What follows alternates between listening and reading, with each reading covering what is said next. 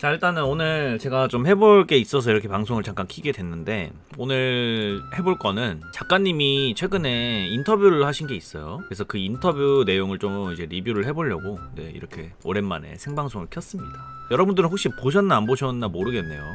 리뷰할게요. 이렇게 작가님께서 이렇게 최근에 인터뷰를 하셨어요. 무슨 내용이 있는지 저도 제대로 보진 않아가지고, 그래서 이거를 좀 봐보도록 하겠습니다. 단독 인터뷰, 웹툰 연애혁명 작가 232, 웹드라마의 만족, 시트콤은 신의 한 수라고 합니다. 그러니까 뭐 작가님은 현재 보니까 이 드라마에 대한 그 캐스팅이라든지 뭔가 이렇게 연출 이런 거에 굉장한 좀 만족감을 드러내시는 걸로 보여요. 볼게요. 작가님이 이렇게 사진도 찍으셨네요. 근데 이거 띄워도 되는지 모르겠네. 작가님이 별로 안 좋아하실 수도 있는데 뭐 안 좋아하시면 어떡하지? 모자이크 처리라도 해드려야 되나? 어쨌든 이렇게 약간 마리오 패션으로 약간 크리스마스 패션에 맞춘 거구나. 지금 배경이랑 이렇게 보면 빨간 모자에 빨간 셔츠에 이런 식으로 좀 잘 맞춰서 입으신 것 같아요. 약간 크리스마스 느낌이 나네요. 크리스마스 느낌 별로 안 좋아하니까 넘어가겠습니다. 단발 아니었나? 그러고 보니까 단발 머리가 되게 많이 기셨다.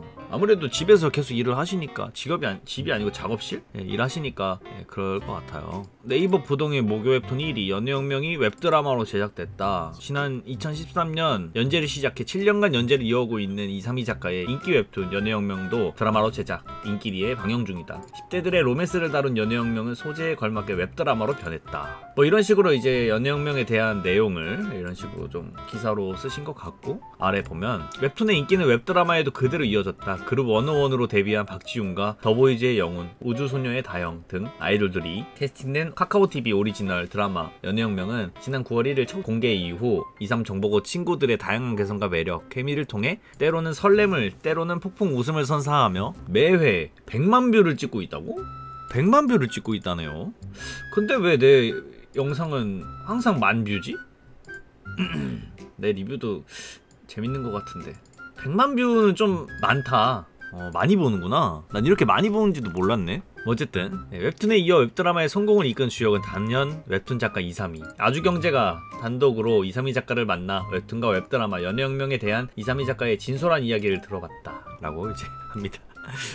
진세님 많이 보라고 댓글 달게요. 감사합니다. 카카오TV의 첫 웹드라마로 연애혁명이 탄생됐다. 원작자로 웹드라마에 대한 만족도는 어떠한지 라고 하니까 뭐 만족한다, 잘 나왔다고 생각한다, 영화화의 뜻이 없어서 영상화 제안을 거절해왔구나 여태까지 각색 때문에. 근데 이번에 뭐 제작진분들의 라인업이 심상치 않았고 옛날부터 사라지는 그 시트콤 드라마에 막연한 그리움 감정이 있었다. 그러니까 제가 알기로 작가님이 그 제일 좋아하는 드라마? 시트콤? 그게 아마 지붕 뚫고 하이킥인가? 뭐 그렇다고 알고 있어요. 그래서 시트콤을 굉장히 좋아하셨다라는 걸 알 수 있었는데 어쨌든 이 인터뷰에서도 그렇게 말씀을 하시네요. 대본을 직접 윤색하게 됐는데 시트콤으로 방향을 잡으니 활기찬 분위기 위주로 쓰게 돼서 무거운 주제가 거의 빠지게 됐거든요. 그런 부분을 제외하고 각색 방향을 잡는 것이 너무 어려웠다. 싱크로율은 어떤가? 원작과의 싱크도 배우분들 연기력이 너무 좋다고 생각한다. 사실 저는 이제 싱크로율과 연기 부분에 있어서 처음에 이제 그 웹드라마를 좀 접했을 때 그때는 사실 조금 몇몇 캐릭터에게 어색함을 느꼈어. 사실. 근데 이제 지금은 이제 캐릭터가 다 그런 식으로 보이긴 하는데 요새는 되게 좋은데 처음에는 좀 그랬어. 약간 그 인물로 이제 병훈이라든지 아니면 뭐 남궁지수라든지 약간 그런 이제 배우님들이 약간 매칭이 잘 안 됐다라고 이렇게 생각을 했어요. 어쨌든 저도 지금은 시청자 입장에서 굉장히 만족을 하고 있는데 어쨌든 그렇습니다. 전개 방식에 있어서 이미 각색 윤색 도움을 드리고 있기 때문에 아쉬울 점은 없고요. 딱히 있다면 아무래도 드라마다 보니 장편이 원작에 비해 캐릭터들의 감정선을 더 빠르게 노출해야 했다. 그치, 확실히 더 빠르게 노출이 됐지. 그래서 원작 팬들에겐 아쉬울 수 있지만 생략되는 부분도 존재한다. 과거 에피소드가 가장 큰 예시인데 풀스토리보단 그 갈등 상황이 필요한 부분만 조금씩 가져다 쓰고 또 다른 갈등 전개가 나올 때 다시 다루는 편이 좋겠다 싶어서 생략하는 방향으로 갔대. 뭐 확실히 괜찮았던 것 같아요. 또 무슨 질문이 있을까? 영감받은 것이 있다면? 연예혁명 구상은 어디부터 시작되었나? 어린 시절 봤던 순정 만화들을 생각했다. 뭔가 제가 아는 현실 연애와는 다른 느낌, 그런 느낌이어서 그런 클리셰를 현실에 반영해보면 어떨까라는 취지로 만들어졌다. 그래서 그게 만들어진 게 공주영과 왕자림이다 라고 말씀을 하시네요.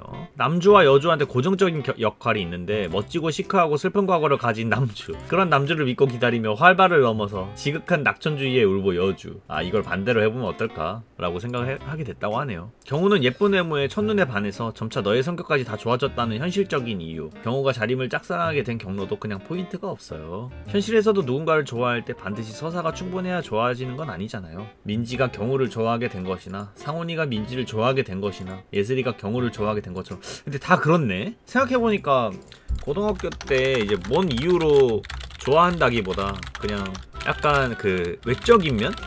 첫눈에 반했다? 뭐 이런 게 더 셌던 것 같네. 지금까지의 연애혁명 뭐 짝사랑 그런 느낌은 항상 그랬던 것 같아. 또 읽어볼까? 딱히 좋아할 만한 이유가 나온 건 없습니다. 좋아하는데 이유가 있다면 저희 만화의 방향성과 전혀 맞지 않았겠죠. 로맨스 웹툰에서 가장 감명받은 건 현호 작가님의 남과여였습니다. 너무 현실적이어서 충격적이었죠. 솔직히 이거 남과여 보신 분 있어요? 이거는 이제 완결이 된 웹툰인데 이거 나도 진짜 재밌게 봤거든? 근데 이거 너무 현실적이어서 나도 재밌게 봤었어. 여러분들 이거 보신 적 있나? 근데 이제 어린 친구들은 이걸 보면서 공감을 못 할 수도 있어. 사실 보셨어요?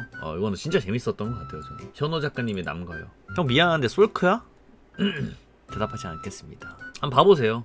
남과요 네이버 웹툰 완결 웹툰인데 진짜 재밌습니다. 뭐 이런 질문은 꼭 나오죠. 232 작가명의 의미는? 아무 의미 없다. 숫자 2, 3을 좋아하는데 어딜 가나 번호에 3을 많이 썼다. 학창시절 출석번호도 3으로 시작했고 근데 2, 3만 하기에는 좀 그래서 2를 또 붙여 2, 3, 2가 된 거다. 친근감 넘치게 3이라고 다들 불러주시더라고요. 요즘은 둘셋둘이라고 불립니다.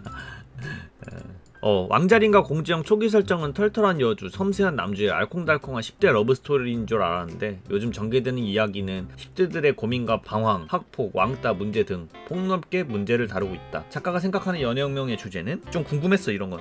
최근에는 좀 어두운 분위기로 가고 있기 때문에 이런 것도 좀 궁금한 것 같아요. 넓게 보자면 10대들의 일기장이다. 연애혁명이 처음부터 지금만큼의 인기를 얻은 건 아니었다. 아직도 기억하는데 30화 연재 전까지만 해도 연애혁명의 순위는 지금만큼이 아니었다. 그런데 어느 날 1위를 하고 별점 테러를 받았다. 그냥 고딩들 띵까띵까 노는 가볍고 별 내용도 없는 그리다만 게 1위냐고 하면서 비판이 올라오기 시작했고 그때 제대로 해보자라 생각이 들었대. 근데 막상 제대로 하니까 요새는 또 옛날이 그립다라고 이렇게 태세 전환을 하는 모습을 가끔 볼 수가 있는데 그러지 마시길 바랄게요 여러분. 연애혁명 언제 끝나면 진생님 유튜브도 끝인가요? 아니요. 연애혁명 끝나면 연애혁명만 끝나는 거지. 나는 다른 걸로 또 하고 다른 거 리뷰하면서도 할 겁니다. 어쨌든 그렇다네. 공주 왕자는 그대로 두고 메인의 소모용으로 존재했던 주변 캐릭터들의 디테일을 잡기 시작했다. 학창 시절이라면 처음 제대로 된 관계를 맺고 인간관계에 가장 영향을 많이 받고 예민한 시기인데 관계에 대해서 다루지 않을 수가 없겠더라고요. 그래서 주인공 주변 인물의 서사와 그 인물이 어떤 영향을 주는지 명확하게 하면서 다양한 아이들을 다루게 되고 지금과 같은 10대 성장물을 그리게 된 것 같다. 근데 약간 그 작가님 좀 그리는 거 보면 되게 그렇지 않아? 되게 뭔가 현실적이고 그리고 그런 캐릭터가 꼭 있을 것 같은 그런 느낌을 주는데 되게 대단하신 것 같다라는 생각을 항상 합니다. 모든 캐릭터에 입체감을 넣을 수 있게 된 계기였다. 가볍게 연재만 하던 그 당시 마인드로 연역을 그렸다면 지금의 위치엔 절대 오르지 못했을 거라 생각한다. 호호, 좋습니다. 앞으로 해보고 싶은 장르가 있다면 차기적으로 연애혁명, 스피노브작과 또 다른 액션물도 해보고 싶어서 둘 다 라인업에 있고요. 스릴러도 좋아해서 추리 스릴러도 라인업에 뒀지만 준비를 너무 오래 해야 될 것 같아 보류해둔 상태다. 사람에 대한 이야기를 그리는 걸 가장 좋아해서 어떤 차기작을 해도 인간관계에 대한 이야기는 무조건 들어갈 것 같대. 어떤 작가가 되고 싶냐니까 지각 안 하는 작가가 되고 싶다고 하네요. 생각보다 새로운 내용들은 별로 없었던 것 같다. 예전에 있었던 그런 질문들 거의 비슷했던 것 같고 원래 알던 내용들이 좀 있어서 네 어쨌든 이런 식으로 리뷰를 좀 해봤습니다. 저도 이거 안 읽어봐가지고 여러분들이랑 좀 같이 읽어보려고 아껴두고 있었는데 이렇게 한번 읽어봤고요. 연역 드라마는 30부자인가요? 그렇다네요.